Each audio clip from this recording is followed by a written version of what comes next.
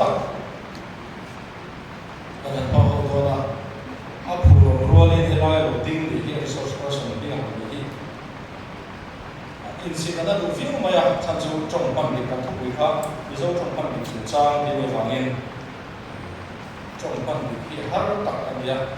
guna trong pan aku hian adi tolo lai ka dam tak chuan i lo hiat karinga chu dia chu dia chu wang chuan lai ka se tu ko lai la kan sin ho se do la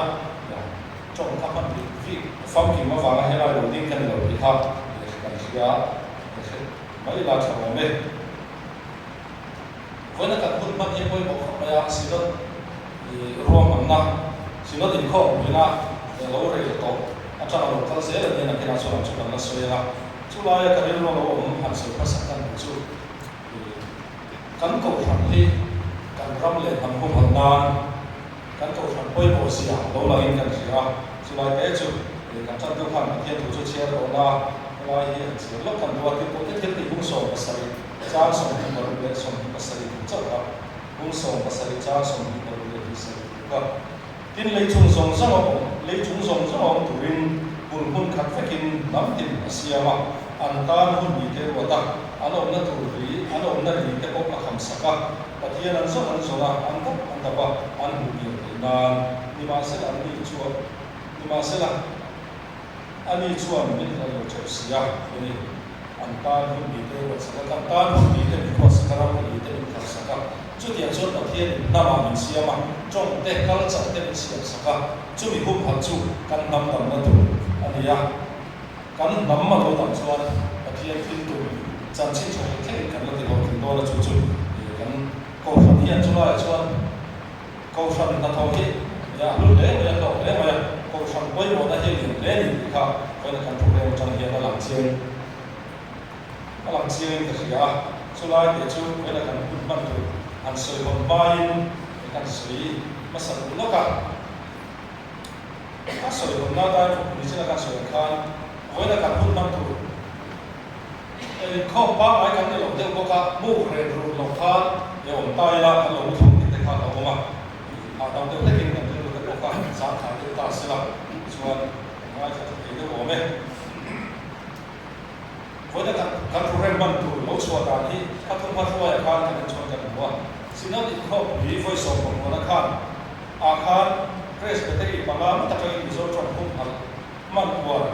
man đi lấy gì để đi thì chúng ta nó sẽ số trong làm cái siêu cái điều ta chút chút xin nói thì không cái khan trả bí là bao mà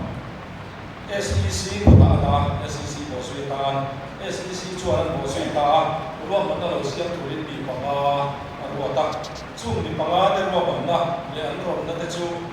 mà sau đó chuan Indian Constitution A sẽ tôi làm dấu trong đấy anh ấy thấy na mà là vậy đấy anh sẽ sao lúc đó là India đang quy định cái Indian Constitution là kia cũng khăng khăng mà trên khăng thế mà chú chúng ta chọn bậc hạng áp dụng trong các sự kiện chọn thu về là thì bây giờ sẽ đủ thì số áp thì là chọn sẽ đủ bậc hạng khen nhiều mà thôi chọn sẽ đủ số là khen ở đó sẽ đủ bậc hạng là khan trong chúng ta India đã bây giờ India đã bây giờ India là một trong những khang thế áp thì bây giờ asa point are recognize cái khả năng mà chú chỉ chú anh ấy sẽ đủ là khan kan chen om tam khang khang he na ori ti te na ka le te podo ti te kha ko te ko sami te khang khang kha an om to ni chu kan chong hi song chong hi kan sao ke pia le ko chuan alo no wa chu wa min na siam tu ke hian chu te na e chi tu la te la ni te na chan la ma la kha an om na pa ta ni to le chuan Mizoram Sarkar Mizo Language Development Board din a ro da the kha ya pe pe hi chu ti bo kin mà bây giờ mình có bây giờ là học sinh lớp lên tay là chắc chắn các sinh viên đó thì là một đề xuất với các công nghệ bây giờ gì à còn là một cái con người mình ví dụ như mình sử dụng lên bộ thì nó phát hiện với là các sự lai ví dụ trong những hàng các tia thì hết tất cả mình Asia các bộ trong cái các bộ các tia ví dụ như mình sử dụng lên bộ thì nó phát hiện các trong khi có lẽ là mà chuan trong thời điểm thế bây giờ mình sẽ là khi ấy thì thế này trong soi voi voi thế đàn thủ cán xia đàn thủ thế in anh xia mà chú thu này thu biết cán ông lỗ vàng in thu này thu biết khác biệt là hẳn hẳn cũng là mình xia thu biết cán ông lỗ vàng in khá nên mình quý tia hắn sẵn là mình xia như là hắn sẵn là như là chú kiện chuan cán ngày làm thế rồi làm lỗ vàng sau mình nghe xong thủ thì thế là làm lỗ vàng chú vàng chuan cán trong khác cán thì với những cái cán thì chỉ vì những cái chú vàng chuan so when was the common board, I did he so that the cop will not at all. And the Roman of Siam to the Kohen and didn't go back to South and some of the money. Assembly says about car pass on the board to come to Roman and Siam to the Roman and the car the other day too, that has a hold on the man back and one leg in the result of man down to Charlie on home. Thì hôm nó bỏ xảy đi xe cái gì cả áp suất ta sẽ là các thông qua xuôi các chính trị số thì nó bảo cái chú suy tầm mấy là phải là cái sự lỗ chỗ là thế xin nó được trên publication board là của mình là sẽ là thế khang áp dụng là nó bảo các cái sự suy tầm mấy là với lại hiện sự hôm nó hút cảnh để thôi thì là biết cảnh sự hôm nó chú cái sự nó sẽ là với là nó với nhiều nó với là của là cho nên ai cũng là thì ai sử dụng các cái khóc này thì các bạn sẽ là các sử dụng các em có thể sẽ abu hi cái này là thủ nhà của số suy các cái sự mấy đó là chú ba chú cái mà hắn sử dụng thủ nếu được cái là hắn sử dụng được thủ cái bộ mà chú ba cái là tổng chia rồi hắn sử dụng thủ cái bộ để hắn lên thủ thủ là ngay là chú thế thì là được cố gắng là thì các để làm cho mình làm được thì sẽ là những cái tổ mà các phơi tôi những cái phơi này sử dụng là một cái để tôi ăn thì các sẽ có cái là sao này với là cái hôm mà lại hiện ví dụ trong cái lẩu mặn tổng chín đó là thì biết cái chuyện nhưng mà ăn thì lẩu nó cái chuyện đến lẩu cái lẩu mặn xí cái loại mà trong là thường xuống cái mặn đó thế thì chủ mà có trong rau thui các loại xe này là các cái số nó sẽ được bộ anh ấy biết thì khá là một số bà con hành dụng tay là ví dụ trong tình huống này vốn hình ở quay bộ đó các nó chuyển khắp các nhà chút ở trong sản phẩm các loại này á ví dụ trong tình huống này vốn hình ở quay bộ đó ví dụ trong tình huống này nghe để chiếc các bạn sử dụng chuyên môn chỉ là cái sợi tạm bao nhiêu căn chỉ là được là hiện có vẻ là hiện nắm thì xia mà ta cũng bị thế rồi sẽ là tiền khác ta không đạt được đấy càng trong cái mình bị buộc sai sẽ khác chút tiền chuan thì đạt cái này thì có chẳng cái này không hiện này chú của mình dễ chỉ cần một là nên là càng trong mà nó càng hiện này là mình nghe càng gì thì để mà nghe càng gì thì càng chỉ thế đi có vẻ là hiện trong ban mê chỉ sang sáng sẽ đi ra sông Bali thì khá bộ khăn sáng sẽ đi chỗ sẽ phải dùng như thế này chú gì là trong xử lý sổ ba của các chú mang tụ ở tổ lô vàng in trong khi ở bộ đoàn tổ như này trong lòng sinh mi tên chú là nên trong khi lâu mà ăn sữa ăn tệ đàn chỉ sang và thông khai và sữa chỉ thông khai và sữa chú gì là bảo hành là chú trong chú lâu vàng in ăn đồ để ba ta trong mình ăn tiền chú trong chú của để chú thật là nó theo thông nó sẽ bảo và nên chú tìm lao động trong lao động là chú tìm để thọ bằng tiền anh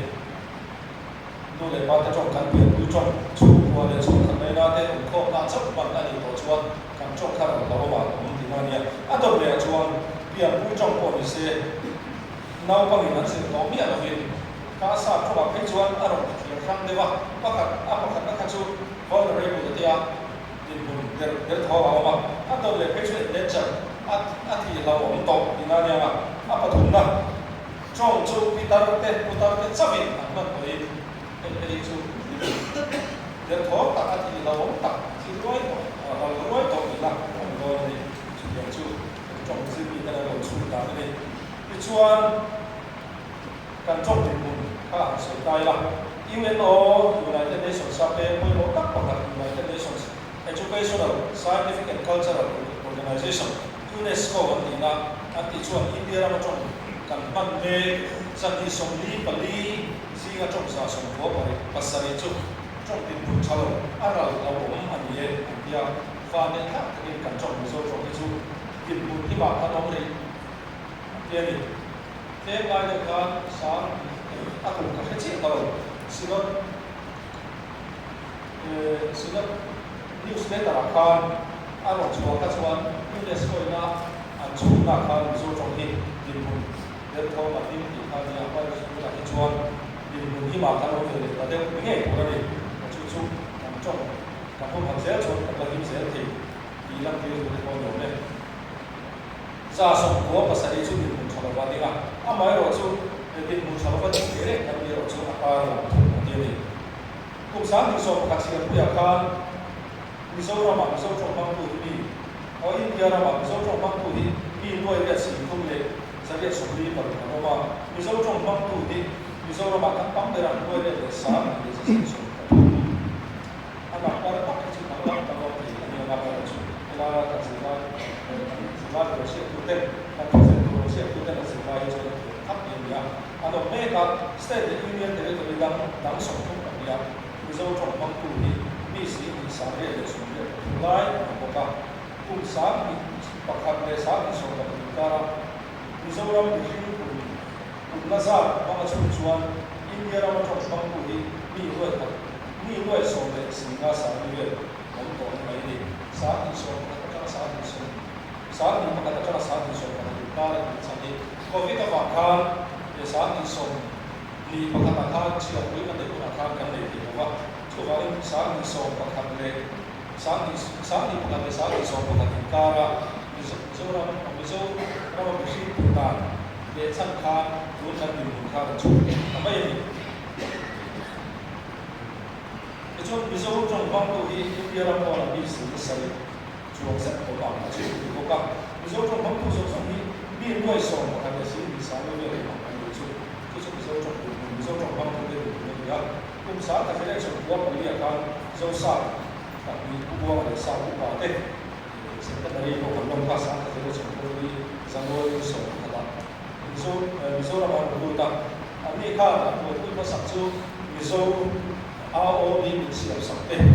sử dụng năng lượng, cái gì á? Mizo trong sản xuất là một thằng này tôi cũng em Mizo trong một cái này sẽ là thì là cũng là những chuyện cả bây giờ, cũng là những trang của dấu sản năng lượng, dấu sản tuyên đế dấu sản năng lượng, anh ấy sử dụng cái gì là Mizo trong Mizo là mà sử dụng lại là trong ban quỹ cái anh ta trong ban quỹ cái那产品，那比方说中国跟那那样，有的国内的话，是那这看老看运输方面我们就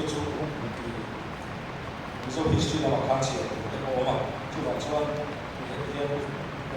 就杀掉做中间，但是那个中方每个人我们就一大就，那个中方，因为你说中是那种马上是啦，公司开始我说他妈Kolkata University。Calcutta University chuan itu sai itu lai kan sai ni ya mizo subject chu high school is dan akoma Guwahati University chuan intermediate level a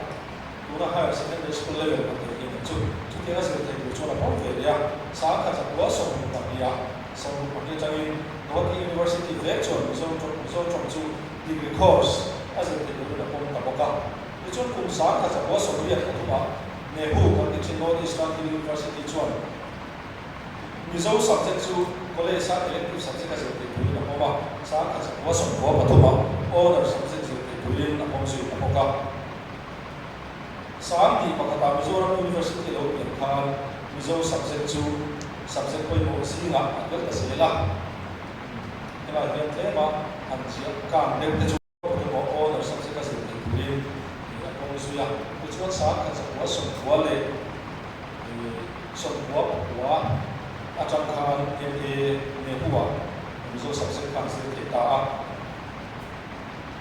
chuan Mizoram University lo alo yan khan mizo subject ko mo ta ka na sa wala so se la sa ni ma sa ri jam kai chuan PhD se te ta hial ho ma ni ta ne tum sa ni so pa ya ta Mizoram University dang ho ve ICFA University chuan MA Mizo Cultural Studies khá bom khá bom chú chú mizo trong mà sống sống mizo trong cái mà sống sống dễ là người ta sẽ là information technology lắm mà cái sống về dễ có cả mà sống đó là trong chúng ta information technology này nha akal học ta tập với một cái mizo thì căn bản này em là chú không phải là trong lá đấy English alphabet mà English vào Roman script kan ke tuna kan hor pa hi hetiang le kha zera do hor ado ne hi ni hei hian kong kam taka ol samna thana amai ro chu mizo chong ro ba chi aw wangin computer le mobile phone mizo chong chuna ko ma til bo tha ka sa na le ka ni ya mi chaten wai den mizo ro ba chi man le te ana siama hei ke chang khai le kum sa ka sa ko sa ni so ma sa ri ke ba ni so ka Misalnya mereka tentang apa ini mobile phone juga, Microsoft Swift ya, Zoom sudah lalu kita ciri kita sudah lalu kita. Tapi teknologi dalam Zoom masuk dalam itu tak ada sosial media Zoom masih ada, kok mah Zoom ini lah. Kau versi nama Zoom lagi, tapi Lalu Google Translate aku saat ini soal kita email soal apa, Zoom kalau dia apa, boleh kalau kita lihat Zoom pasal ada nanti boleh, ani Zoom phone ini mana buat sesuatu lama yang kau translate le buat boleh jalan lah, Zoom ada di pasal siapa kau ada saat ini soal tadi, Mars soal Zoom legislative assembly pada hari Zoom legislative bill apa sekarang ini sekarang masih bahwa tujuan Zoom legislative bill apa sahaja Zoom legislative bill kalau dia akan itu sosial media lah pada cara bergerak itu official apa seperti itu Zoom yang orang son jualan yang orang tak feel kami deh kata apa itu ni lah, apa itu nasi kau dah, ni kita misalnya kau ni chairman, itu bahan ni soalan dalam Sofia, jadi kalau macam tu, dia dalam Sofia ni kan, akan dia, apa ni lah, misalnya kau ni apa yang kau dah, misalnya mampu jangan feel kau ini masa kau ni jangan lagi, lah, misalnya kau ni mampu kau macam jangan ya, kan ini memang fellow cuan di orang, fellow cuan di bicara apa kan itu yang di lalu kan ini, lalu kalau yang saya di sini kami so coba ya coba, siap nak so, anu tak semua ya, so coba ya kan coba, kan mana so boleh, kan coba ini kalau dia orang di mana, coba ini so coba ni kalau, kalau ini apa yang boleh, tidak itu, kata kita selalu melihat soal alih makan kaya lah. Misal tapi misal tu trong ini ya, trong berarti soal kan misal nanti baik tu ni. Kan ini kita katu le import kau tu kau trong ini orang ini misal trong kan rumah tu ni. Mari kau trong rumah cah selalu ambil soal tak baik. Mari kau trong kau nanti kau soal cilak soal kami nak turun kami patolo ini ya nama dah mau tujuan kau ini cuma mau cina cuan nama mau nak kami Israel mau kita buka mau bangkang asal wafia asal lebih sih sesuatu pakat vela Israel dalam aru cuma salah sudah buka halal le macam ya mana hijuan tu Iraq le Syria ni kan problem problem Iraq salah apa cuma salah apa kan apa ni kau tu apa tusuk kan salah bukan tusuk kan siapa itu ada janji dia cuci tu kan kau ni ando ni makta kan ya kami kau sih saya tak tahu ancok ni kalau jangan sahaja ni ciri kali nak apa itu Israel mampu kita lihat baik做房窗一樣緊要嘅做法，可以呢同時拉緊條添，咁推起時候啲，咁裝好下呢一杯無嘢，一樣，而家到上今日啦，都係用啲路我哋呢，你看水粒落緊嚟，你想裝好下的，乜落嚟少啲嘅。kan ma mo ta na chan le lang chu ma rin pian thu chong ai ham dam chong abi kin sa chong ko english yam thiam kan tu lu tu na hi ni la kan ngai sa ni ka so chong ai ham dam chong yam sa chu te kan ngai sa zo ko ni mai tu te a lo ni ta a chu wa chuan kan chong ku ma ke lo chu ka fiu ma ya sa ti sok ni pathom khan bia le ya ko le general conference ka ni ya chuta tu pa sa chu so chong ku ma chu cha na sa so pa la ni se ni ya so i za na khan ai zo ku chu pa sa ta ka na so za na chuan cái Sunday school exam đó hoặc Sunday school exam cái vấn đề chính là chú mà chuan liền tập tập đầu khăn English có thể nói khăn mà đi cho nó thế rồi cá cha nó chọn sáng mai Sunday school đó hoặc Sunday school là khăn siết để siết thì công sản tập tập cá cha thì ngay siết sáng mai các anh cũng chẳng có mấy mình làm tiệm chú bây giờ chuan cần trồng đi sự đi chọn để siết cái gì sự đi chọn ai thì hiểu thì có giờ một chút đã cái bộ chúng ta suy nghĩ về những cái này để mà những chút thì rồi là cho nắm tầm trong các tiếng rồi thì đây là cho cái chúa rồi vâng cái về cái nắm tầm trong cái chúng ta tiếng nó sao trong cái tiếng mà ama là cho chút thì rồi cho cần trong cái rồi chứ cần thì hấp thụ nó được cần cái mà soi dễ mà chứ cho cần nắm tầm nó thôi anh thì ha để cần chia đến anh hiểu nhé thì khán thấy cũng là khán cái là apa lina Mizo te hian sa trong hình ngai sa te ma bedroom light off from kan ti maya mizo trong chu ro ti chaw ni kan la ko ko ka chuan hallelujah oh hallelujah amen ti kan sa ke kan trong chu chu o ti chaw ni na chu ti ke te po chu kan ni bo ka kan ta te po câu sẵn khot va so da le bo thak sak ko hian mizo trong a na mai ti sa trong ta kan bo maya em lian na ni pa te han ni mai ti office bearers na kan dia sia tu dia ya secretary sum bo tu aya treasurer le lam pak ta ko in kong bu ni ko bo mizo trong ta mai ti te ya sa trong kan ban bo ya te ke zel dia choi do ka na so e lo in da ni te bo la cho ka ya bo li dai bo lo in ba tro ka kan bo la e ti la ki lo in to ye ta kan ki ra so fu na te fin ba yo ni na la te ti wa kan se chuan kan tu le fa te si nga choi do ka na te bo li te choi do ka te bo li te te a na te se lo kan ti lo te la kan chong ni a thi se se ta ma kan ban ro ma ni kan chong ni a lo le ye ni chu ha ge na chong ni tu mi so te ye ni ba phong hi ma man ko na cha ni te te na le ni a to bi ya pa kha mizo trong phong hin ko yo ba ta se la a to le chuan mizo trong phong ala phong hin tu ra chan kan la na tu te ni chan la na tu te pa khan na van ta tu ya mizo trong phong wa tu lai social media tu na Facebook te Instagram te WhatsApp te kan ko na sa ta em meeting deuh thoi mobile phone kan ko he kan phone atang te hian van ta bo kan ko la kan thusia kan te dara kan rin ru bo tu le kan thi nu ma tu te kan sin so chi he kan thi te da te he au sia tu tu so a te da tu so wa sia tu ko so ne am na cho kan sia kan lo chi chu kan ni kan fu lo ai ma ti chong le sia hian sia ila a lo sia tu ta ko afia so trong na cha e de ni pa ni na cha chi bu le ka hu kam chang ka tu sia mi chen ka ni so trong a cha chi bu le mi so trong a le ka bu bo mi so trong le kam dam trong le ka bu a bo mi so trong le kam dam trong in mo ko ka an sia bu tu la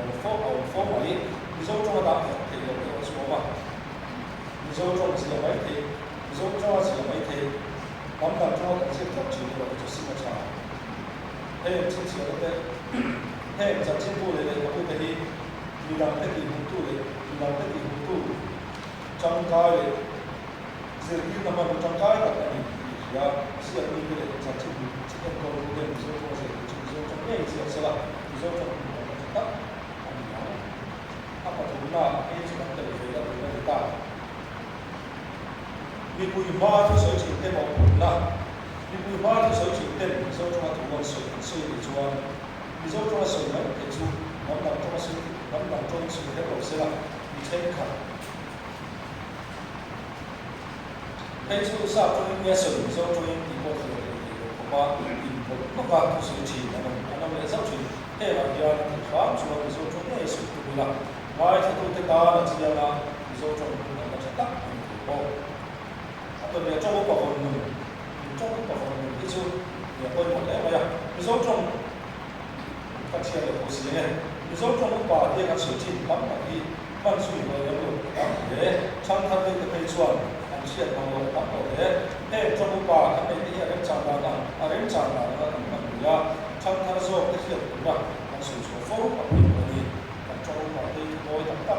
tôi sẽ là em tiên này cho tập tập so với cái thì anh như vậy anh nói thế để mà làm cho cái dòng trong cái môi trường anh như vậy cán phần mình sẽ là cái nói gì còn là nào số trong năm qua những ta mà số trong năm qua nào cái những ta là còn làm những sắc là chú cũng là chú cũng là mang suy anh số ai là ta chẳng hạn như những chỗ cha thì anh sử dụng cái mà anh mới là chúng ta sử dụng rồi là cái tổ hợp những nắm là những cái công ta với chúng ta làm cái sự hấp dẫn và anh mới là chịu thì một điều mà ta lấy sẽ là chúng cái mà đi những cái những sản phẩm nghe là những hàng bộ đấy và thắt lại là anh chọn phía mình để cái cần cái này vào chúng ta sẽ cần sử dụng trả cả những cái một các bạn cần identity cần gì đó thì làm tu cần đi nó thì làm tu tất gì à bao nhiêu là cái ngoài quay bộ không có bao nhiêu những quay bộ gì là nó nằm ở đâu mà thì có các cháu chỉ đây là lấy lý suất đi sổ sấy ăn từ chuột cái khác anh phát cả chuột nó cũng là khác khi mà bấm tập thì anh là ngồi lên nó mà lấy lý suất này là những bộ đó là cái thì là cái thì thủ là mai là những bộ đó là cái lấy phải những cái phải ram hồi nó bộ các thủ nó không ya mà cho nó lý suất nó chẳng chứ ram hồi đấy thủ nó có phải là một số và đây những cái gì nó đều phải là một số pin pin khác còn nó không phải là những cái gì nó đều phải là và thế là cái trong chúng ta pin tất cả những điều mà này thuốc nguồn của bộ khác thì nó bộ pin để chua cho những cái khẩu mà này chúng ta cho cả pin thì nó cũng thế nào cái mà đi chỉ đứng trong cái là ở lâu nghe mọi là điều sẽ là thì nó cái sẽ hàng của phiếu quay khác nó đến cái mọi là điều sẽ là để các cái do các tỷ giá để bộ khác ở trong phiếu về này của mình để chỉ chú trọng đấy là nó bằng chấm điểm khô nó bằng qua điểm khô nó bằng chấm điểm khô cái rồi qua điểm khô cái rồi điểm khô để tại vì ngọc bộ sao trong bộ trợ của cái chữ nó bằng chấm điểm khô cái mình cần làm qua mọi cái nó chẳng đấy câu phần này có ra lệ sầu ca là một cái mình cần của tên một năm mình cần của tên thì anh suy để là số cho ta đấy là sĩ nắm đằng cho thằng là bao nhiêu cái thì mà đi nó nắm đằng cho có những cái căn của lệ một con mình căn mặt lệ thì sầu ca là bao nhiêu nó là một sao lệ mấy hát sầu có bao nhiêu anh đi đào thì anh còn bao nhiêu thì bao nhiêu có bao nhiêu là mình căn của lệ thằng dễ là điều cho anh số trong đó thì số trong đó thì chú cái số trong người ta khám sao đi là chia lên làm cái bộ sản xuất các dấu trong các bạn điều kiện cần hung hiểm cần hung hăng là cần hung hiểm là có cái gì thì cần sống dễ để có cho mình là thôi đó là dấu trong năm qua cái ý chú cái bảo như là thôi chưa biết cái office sao mà cái con điều mình cũng là thôi đó là dấu trong cái phát hiện cái gì đó mà chú biết được cái con thì mấy thế mà chúng ta thôi đó là nắm đằng trong nắm đằng thế cái chuyện này thì cái chú bà cả chuan nắm đằng trong ở đầu tâm chú cũng là cái bộ chuan thì mà đi trong thì khó chuan nắm đằng của cái bộ khác thì ta đây là cái gì đây cái sự cũ nó sẽ làm chuan đây cũng đã đầu đề chuan với là làm thủ lý tóm tắt ví dụ trong văn chúng ta như người ta này ví dụ trong văn chúng ta ví dụ trong văn chúng ta ở đây và thiên biệt được không phơi thủ thế thu thiên thủ thế chân tu lệ tổ phần riêng tu trong công hành đi bạc chủ nó là ví dụ trong làm bắt đi to cái khách hàng người ta nhìn anh cái một tí là một là số dễ là chủ vào những tổ phần ví dụ trong cái năm thì cái đồ tất cả này và thì anh hiện là mình trong cầm bắt cái gì đó vào những và thì anh hiện sau đó cô đang tiền tiền vậy chủ vào những và thì anh hiện là trong cầm bắt tổ để những chuyện như là bắt đi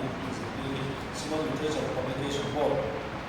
SLPB chẳng là quay một tắc ảnh tả này với là căn sự lại cái này còn số tu của ấy SLPB bốc hà này trong ngay cái bộ đấy thì là nó chịu trong bắt đầu thì các ông đang có phê để qua gì đấy là một thế anh lôi thì sắp một thế đó chịu bỏ mà cái chú thì các ông đang có gì trong các bạn được thế nó bắt các ông các chú cái bộ đó chỉ ở đây ama yo cho cái thuộc bị chú mình thì anh thì cho số các bạn bị kiếm tiền anh đâu sẽ có liên số chính thế thì anh sẽ không bị sự của hiện sự trong số anh bắt đầu anh thì con nào khá trái có thì đấy rồi với lại anh sẽ của cái chú anh bị số các bạn thế là lâu rồi thì là chủ phòng chức năng sẽ xử lý biến đuôi thì cả cái tại vì làm có để sử dụng sẽ là sử dụng thế này anh lột bắt trên đàn này ai làm chia rồi thì coi tin sâu các ngày bắt chân mà ta nó trả như này chọc chuột anh ya chứ thì vô chuan mày coi một số người ta đồ vào in soi tin tập tập thì có được không ngày cũng có sao tập này có anh gì đó soi nè chuột một như thế rồi anh đi như thế cả chuột cũng phải đi tập một số trong mang đàn các bạn sẽ ra các phát triển được không một số trong mang đàn thì sẽ tu thế không đi đối tất cả một số trong mang đàn thì là tu hiền lên ăn tu qua thì sẽ là đây thì ở trong xã hội này thì phát đồ mà sẽ không chân phát triển được cái chân đồ về cái gì hay vào hiền cầu cho cái thứ gì là cái thứ gì ví dụ trong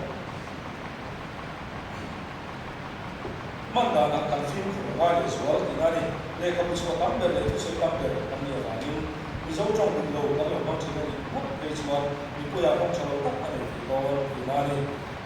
như vậy thì nó sẽ chịu tàn tất cả nó sẽ không có gì vốn nhớ mấy là phim gì để phía nam mang đi làm về một chút chút đặc trưng bản phim chút đặc trưng bản phim của mình xuống cái này ví dụ trong văn bản chúng ta anh định thế nó bằng tung tù các lịch sử cái xiêm tù nhang cái tiểu nhân câu cho nó cần trong công văn bản tù làm sao xóa người ta làm gì là na in không sản phẩm để chúng ta quay một cái rồi phải làm gì lại chứ in không sản phẩm để chúng ta nói về sự chúng taประเทศนี้เขาบอกประเทศทุกเชียร์ที่ฟิล์มคนต่างเลยตัดกันอย่างไรประเทศทุกเชียร์ที่ยังเลยที่ยังเลยตาจูลักตะกันเนี่ยเชียร์ที่ยังตะกันเชียร์ที่ยังตะกันเชียร์แต่ถ้าชวนทีมรุ่งมาฝั่งเดียวทีเลยกับเชียร์ที่ยังเลยตะกันเชียร์เราชวนมินที่เห็นแค่ที่ทุ่มเสียนี่จู่ฝั่งนี้ประเทศทุกเชียร์ที่กันอยู่นี่นะที่ยังตะกันเชียร์ที่รุ่งกันก็เสียเลยนี่ก็ประเทศผู้เชียร์ที่ประเทศทุกเชียร์ที่นี่ต้องคอยตู้จังตู้ฟิตตู้ตาไม่หมดแค่อันนี้ประเทศนี้เขาจังโดนเละชวนประเทศทุกเชียร์ที่เทียบเละกันตรงนี้ประเทศผู้กันเชียร์โดนบ้านเป็นชาติเชียร์เราที่ฟินไม่หมดไล่กันเลยสิ่งต่อตัวนี้ประเทศบ้านเป็นชาติเชียร์เราที่ฟินประเทศผู้อยู่ไล่สามคนดีนี่ตั้งบุ้งเลยบุ้งเลยจ้าซาเนี่ยตั้งแต่สวยนะชาบุ้งสวยดีเลยที่มองมาเลยเชียร์กันตัวนี้ทุกมือกันเชียร์ตัวนั้นเลยก็ต้องทัดเตะอย่างบ้านเลยก็ต้องมองตั้งเชียร์ตัวก็เสียอันนี้ละมาสักทีเดียวมันจะเทกันเชียร์ส่วนก็กันบ้านเป็นชาเชียร์ตัวกันน้องส่งมาสักทีวินอาทิตย์ที่เราเล่นกันเชียร์เตะเยี่ยมอาทิตย์ที่เราเล่นกันไม่ขาดเตะแล้วกันน้องส่งมาสักทีส่งวันนี้ตั้งแต่จริงๆวันนี้สร้างกันเชียร์สร้างให้ร้านนี้วางนี้นัมเบอร์ที่แค่ไม่หรอกนัมเบอร์ที่แค่เราวินเอ็มดีนะสร้างจานนะสร้างส่งหัวบุรุษนะสร้างส่งทุกสิ่งนะอย่างนั้นเชียร์ไม่ถูกกันเชียร์ไม่ถูกกันเนี่ยนี่เล lệ các thôn mà ai tắm anh sẽ đôi sao cho anh sử dụng của công gì thôn khắc cố định một chia một điểm khác thì đầu thủ này thế này cố định thôn khắc na nếu mà thế là một cái khác thì làm bao nhiêu khác thành cái là cố định thôn thì cái này là thủ của lệ các thôn khắc na và đi na thì cái này sẽ là các nhà các cái đầu thì cố định thôn khắc na thôn đi na là các nhà cái này真正差不多这个钱都赚，真正差嘛他也是个什么是看我呀，真正差嘛他也比我，嘛他也比我，也我不挣不住，啊服我的。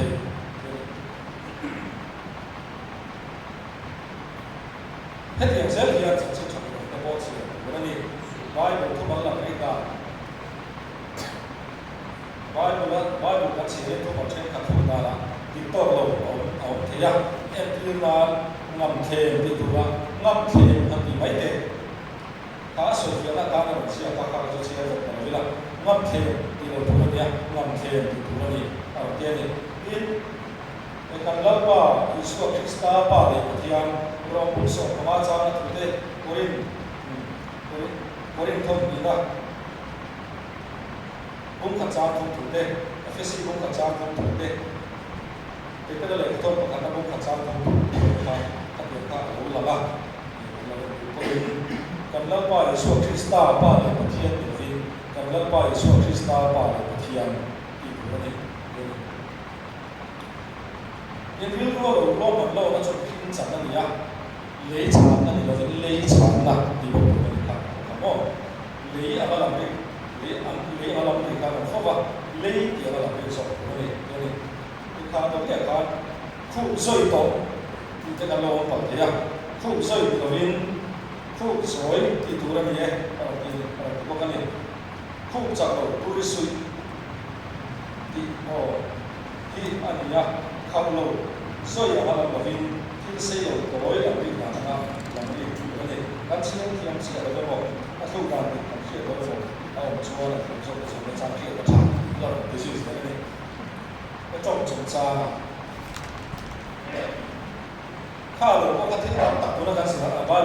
ทุลักที่การทิ้งน้ำตักตัวบ้านขาดมาขาดเฟซบุ๊กยังไงเด็กเฟซบุ๊กเด็กอย่างนี้จุเฟซบุ๊กเด็กส่งไม่ขาดใช่หรือเปล่าอันนี้ก็เลยจงใจจุดจ้าโอ้แล้วบ้านมีบ้านที่ตู้ที่เรียกว่าสัมสวะบ้านที่ตู้เราเป็นคนบ้านตู้ที่ไม่ตู้นั่นเองที่ที่จุallo cha cái một cha là thành thành lập cha cái bộ thể ta này allo các chị các chị cho lớp allo cha con này chứ phải như chị các chị cho những cái chuyện tu cho những cái cha cái bộ này là hàng ngày thể khắc anh như vậy lớp ba các bạn thiết những cái tu những cái chuyện tu thì những cái tu thì mấy tu này cái là tổ là thì là mà làm tu cái là sự bậc hiện này là tổ là mà làm tu sự chú ý cái là gì hàng đi để cái bộ khác cái bộ hiện cái đồng chí này, tập trung cái bộ phận thể hiện là một cái rồi đấy, lòng thu cái sợi rất toa, tổ bảo lòng thu sợi chuyên cái đi là sẽ hành đi để kết hợp, chủ tổ lên mà về, kia này, thì không phải lòng thu cái sợi rất toa, lòng thu cái sợi này ví dụ, sẽ phải tổ bộ cả, áo đồ rồi đấy bây giờ lòng thu sợi chuyên cần đi đến cần rồi là này, cần đi là gì, thì mấy cái rồi cái này, các cái hành trình của tổ chủ mà về trong trai trong thì là bảo là cái sự cái thứ mà sự cái này thì nó sắp tới này thì các anh thì nó sẽ cao với sự cái này yên ổn là mà cái thổi thì bộ các ông chị cái gì đi lâu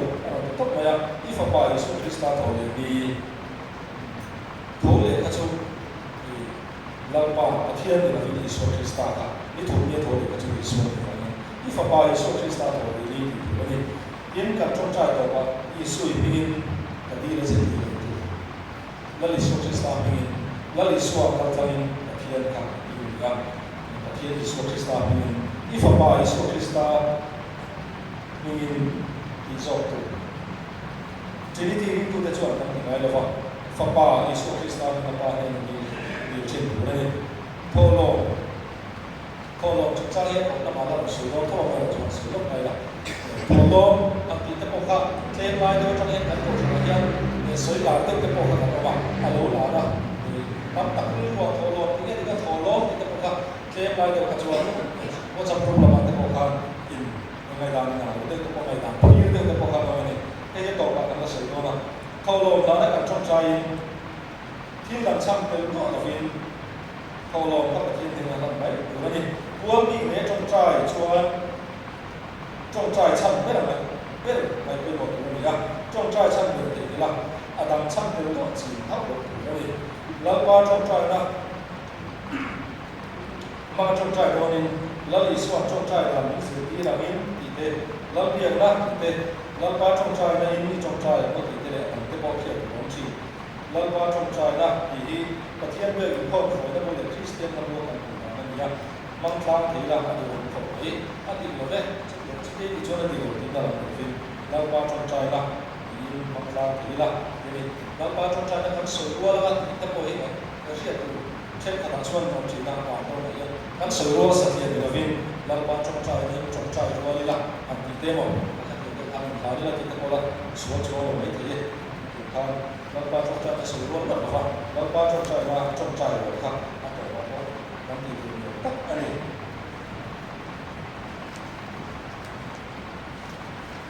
การจงใจจงกำกับพันธุ์ตัวอย่างสารตักอันสุดอินเน่นำลงดูกันสิ่งละเจ็ดปีนี้เราตัวเรียกว่าปาสโตเลยตัวทุกสิ่งมาโมเดลเดียวละปีนี้เนี่ยทำโซ่กันปีนี้เราไม่เนี่ยอันที่ไม่ถึงโอเคอินเน่นำลงดูกันสิ่งละเจ็ดอินเน่ละอันที่เราชวนนั่นตัวว่าอาเจดีค่ะแต่เราตัวนี้กันสิ่งละเจ็ดอินเน่ละลงดูกันสุดเนี่ยอาเจอันที่เราชวนลงดูกันสิ่งละเจ็ดอินเน่ละที่เราไม่ตัวนี้ไอ้โมโซโซค่ะมันไม่ตัวนั่นนี่อันตัวว่าอาเจมันบางตัวนี่ชวนอาบุลาอินเน่ละที่เราตัวนี้บอกอินเน่ละลงดูกันสุดเนี่ยยังว่าลงดูกันสิ่งละเจ็ดยังว่ามันไม่ทำอันที่เราบอกทับไปนี่ยังนี่ประเทศเบียร์ข้อมาลักษณะสุดจ้าข้อมาลักษณะที่มันหัวเรามาจากชื่อจีนนะเทปมาดูการอะไรเกี่ยวกับตัวโปรแกรมเช่นกระดาษเกจิมีคอนเฟอเรนซ์โปรแกรมเช่นกระดาษที่เราตั้งแต่ในบริเวณที่มีการฉลายโปรแกรมที่มันฉลายก็ชวนกันสอบในโปรแกรมมาตัวนั้นที่จะมีตัวไม่เท่ว่าอาจารย์สุดทุที่หันสุดก็กันมาลายที่ชุดมีผู้ที่จะมีชื่อจีนนะลายชื่อจีนที่เราเห็นว่าชื่อตัวที่ไม่ตัวนี้ยังไอ้ประเทศนี้เขาบอกว่าชื่อจีนจ้าที่เขาไม่那จ้ากันชื่อเราเห็นมากันชื่อนี่ประเทศนี้เขามาตั้งชื่อกันว่าประเทศอะไร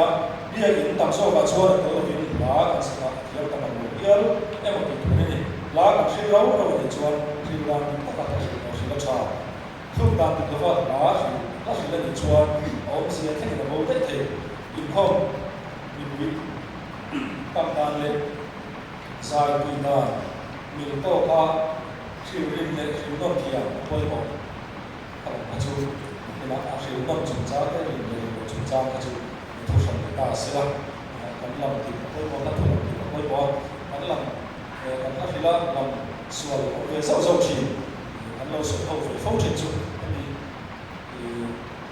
สังคมเนี่ยทุกท่านทุกคนก็จะทำสิ่งสักสิ่งชุดเราเตรียมการมุ่งตะการนี่เองเราช่วยแบบนี้ทำเป็นตัวลูกเข่งนะครับเราเตรียมการมุ่งตะการที่หันหลังสักแต่บอกครับอย่างเช่นเราเล่นสักสิ่งนี้เราเตรียมเลยเราเตรียมการมุ่งตะการที่เราช่วยแบบนี้อย่างที่ช่วยเราเลยประกาศสิ่งนี้ช่วยก็เราเตรียมไว้เราเลยครับเตรียมการ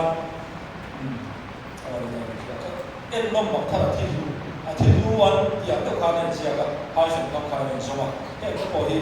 ล้มบอกท่านที่รู้วันเดี๋ยววินเอ็นล้มบอกท่านที่รู้วันที่สองตัวนี้อันนี้บอกครับอันนี้คือสิ่งต่างๆนั่นละไม่ใช่อะไรที่บอกกันหมดเลยก็ได้เป็นช่วงว่าที่จะทำอะไรก็สิ่งต่างๆคริสเตียนเราพูดว่าสิ่งที่เราต้องการ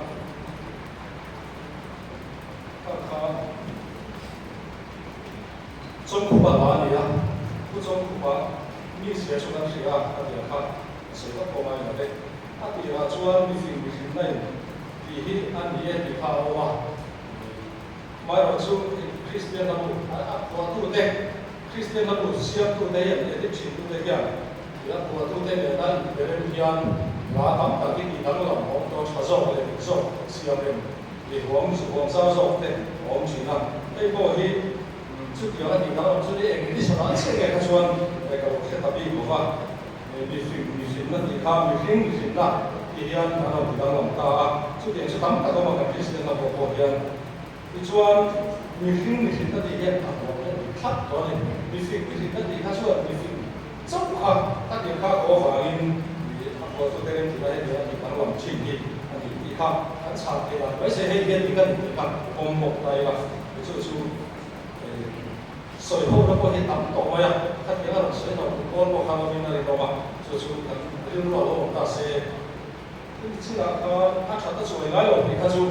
thì khác chứ thì当然不用说了吧哦不行而且看头看一样长的地来，就都最难个呢。我哋所长的做矮路嗰啲长做矮路嘅乜嘢，我那部那喺來跟 Kristen 都冇事啊，嘅啲佢，你知啦，跟會啲啦，所以講啲佢來乜嘢，都咩咯，都唔會啦，咁啊，佢來長的啲，我哋講啦，跟佢做啦，往床路，地來嘅佢行水帶啦，冇一個有啲佢做，來咁種類對吧？佢那種慢的呀，佢可以說長類咪啲，長啦，對唔對？佢點樣啦？種類，佢嘅啦，冇一個係啲就種是邊種之後嘅，啲個啲啦，啲水咁樣出嚟嘅，啲啦，乜嘢種我睇出嚟，幫你睇落去啲啊，我有做。种是民俗，所以佢哋跟點解有種咧？呢個標啊，出嚟說，之前政府啦，可能會多啲客，到後面而家佢拆地啦，唔識啦，扶路點解佢出？可能說都貼啊，佢哋嗰啲，幫佢貼飛扶路啲嚟，佢講大馬路啲話，佢話唔係扶路，佢係扶路，呀，係扶路，貼扶路出山嘅，扶路嗰啲叫。種地嘅時候，嗰啲特別啦，唔係我嘅，就話種地片，你講緊做咩話？你生出啦，種花，我覺得話嗰啲，有時候種地肯定係免費嘅，但係我哋我們是唔會，大事啦。但係呢個即係呢個啲嘢嘅，比如說你喺度看，數得靠嘛，那啲飛地路，那啲路，如果佢做等於咁明嘅方法，我咪我做。西山說啦，不西山說啦，你看我哋睇唔明啊，個場中間佢說，佢俾咗錢，俾咗數嘅，俾數無論你咧，你看出係試下睇你，俾數看差嘅啦，呢兩度講你講一啲有分，我睇出有錢嘅話，我就出去話嘅，你看不是有嘅錯，俾咗錢啊，你睇下，你睇少數，你看那是你把你打死啦。就是說呢，我知道啦，啲種菜我老公地拉啊，他出面啊，是他呢，種菜我唔係啊，他說我哋家在農村，佢哋啲做法啊，先啦，水啊，種拖羅坤，多得近十啦，啲人打緊十數啲啊，咁難得做出啦，咁個即係嗰啲可以睇出，幫水對佢啊。咁我哋切大啲啊，咁我哋切大，咁晒所有，咁咧啲特色啦，啲路上全部都係啲卡，咁個政府會買得水多啲，滿得水多到對佢個誒表面嘅時候，佢切到嘅話，咁啲特色啦，咁啲路上全部都係啦，咁難得做切啦，咁起碼呢啲人，咁其實佢路上個唔係嘅，啊。所有嘅。